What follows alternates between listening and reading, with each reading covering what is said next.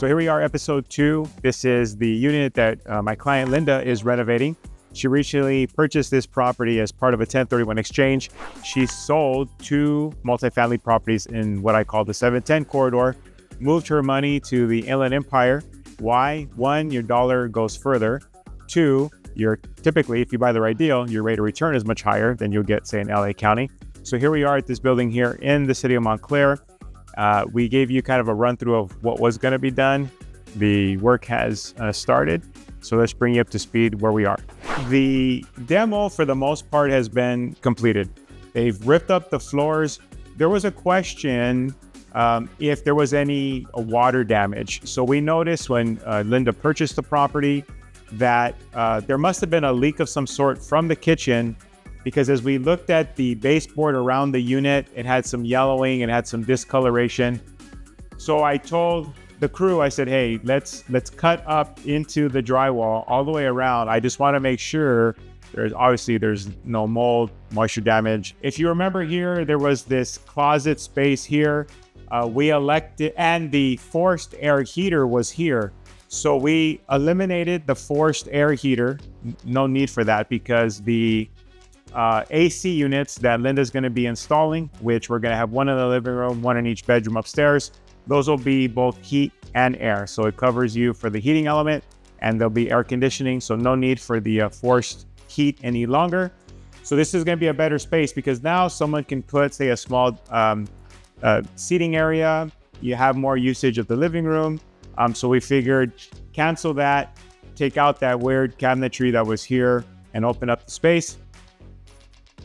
As we come into the kitchen, you know, when we were going through inspections, we noticed that the previous owner, he did such a great job that they must have had a clog in the sewer line that they just bypassed it, and they had installed this, but it stuck out of the cabinetry. So again, cutting corners to me makes no sense. You might think you're saving a few dollars today. It costs you more in the long run, my humble opinion. So what we're going to do, the crew's going to cut into the concrete, find the sewer line, drop it in the way it should have been done, and cancel everything else that they've done here. But it was just really odd. This clean out that you see here, or the connection to the sewer line, I should say, was sticking out of the cabinetry. So again, we can't answer for what other people have done. Obviously, these windows, single pane, are aged. This sliding glass door, it's aged. This is all going to be brand new. You see here, if we take a look up at the ceiling, that the recessed lighting has already began to get installed. And of course, they're putting in new electrical along the way. It'll be Decora switches and plugs and that sort of thing once we're all done here. And when we get to the end of this, of course, we're going to have a completely brand new kitchen. There's a half bath here, as you see.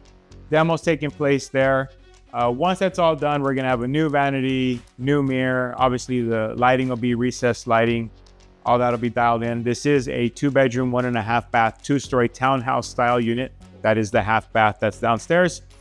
The steps, I think I mentioned this in the first video, but no need to do anything here. The previous owner, the one decent thing they did was they replaced what would have been existing. Existing would have been like a wood frame, typically, and this is now concrete steps and iron. This is perfectly good, so this will remain, and then we'll head upstairs in the unit. You know, we were considering it for the exchange, was the panels had been updated, and all of you by now probably have gone through, if you have older buildings, you receive letters of non-renewal from your insurance carrier, or you're paying premiums that are 2 or 3 times what you once were paying because you have old style electrical panels, Square D, Zinsco, Stab Lock. The insurance companies don't like any of those. If you're just hearing this for the first time, and maybe you've been lucky enough that your insurance company hasn't inquired yet, you want to take a look at what type of sub panels do you have in your unit. Are they Zinsco, Stab Lock, Square D? All those are on the no-go list, and you're gonna either lose your insurance or be paying a higher premium. Panels, not only were the sub panels updated here, but the main panel was updated as well. That's not a cheap job. Sub panels aren't too bad to do. Main panel is not a cheap job, and both were done, so we like that.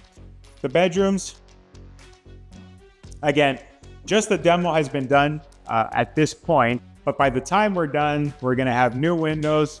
The recessed lighting has gone in. We're gonna cut in the dual AC heat unit, probably somewhere here. This is probably not wide enough. It'll probably have to go down here. Closets, these are, both bedrooms have decent sized closets. They'll end up with double shelves, glass mirror doors. So that'll look good there. You'll see as part of canceling the forced air unit where this is coming from. So they're gonna button all this up. The other thing too is if you pan up to the ceiling, you can see that whoever did this coat of, whoever tried to fix the drywall and skim it, they didn't do a very good job, pretty lazy job.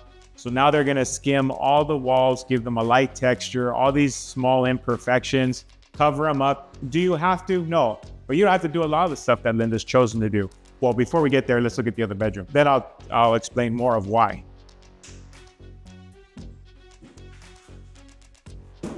Okay, same idea, second bedroom, new windows. We're gonna get an AC and heat unit in this bedroom as well. This closet is a little bit wider. I believe we're also gonna be increasing the height of the closet door itself, if I remember correctly.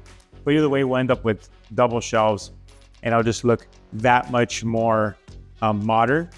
In the downstairs, we're gonna go all tile. Upstairs, we're gonna go with wood laminate.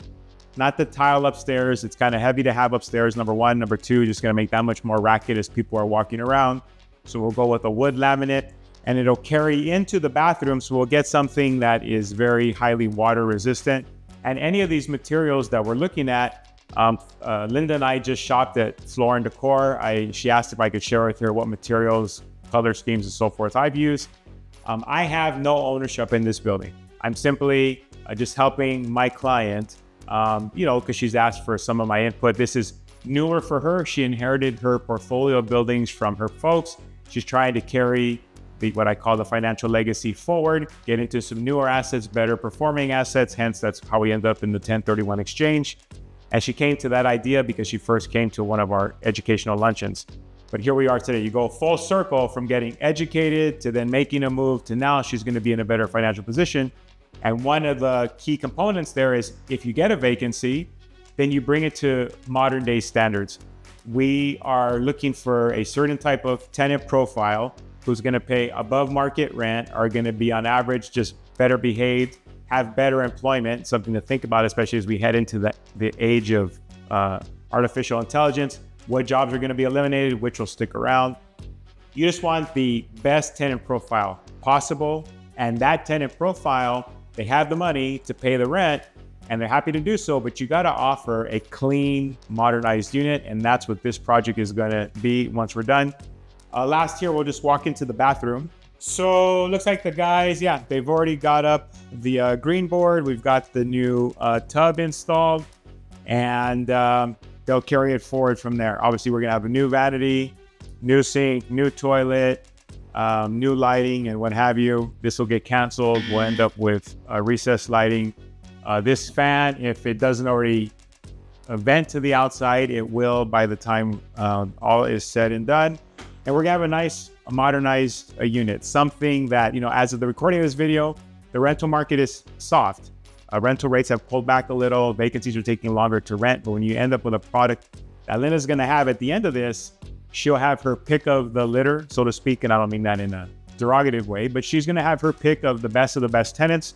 By the time all is said and done, this unit will be a tiebreaker. When a tenant has the choice between multiple units for rent, they're looking for their new home, they walk in here, it takes their breath away. They walk in and they say things like, wow, we haven't seen anything like this. You can't imagine the type of units that we've seen. Yours is so much different.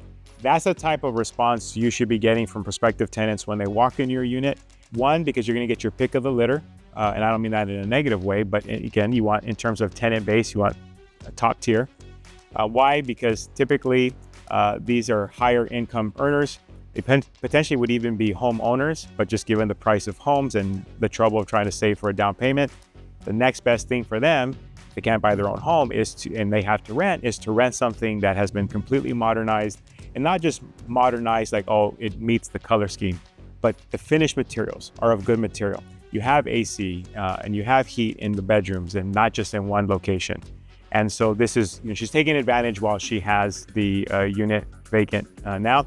And as we continue through the project, again, we'll bring you up to speed. What does the final project look like? And then get Linda's feedback. Was it worth the time, the trouble, the money involved, and everything else in terms of the final rental rate and the process of getting the unit rented? So stay with us. We're going to continue to bring you the updates as Linda and her crew walk through this project. Stay locked in. And this is Kris German from the Apartment Dealer, wishing you positive cash flow, tenants who behave, and a financial legacy you can be proud of. Till next time.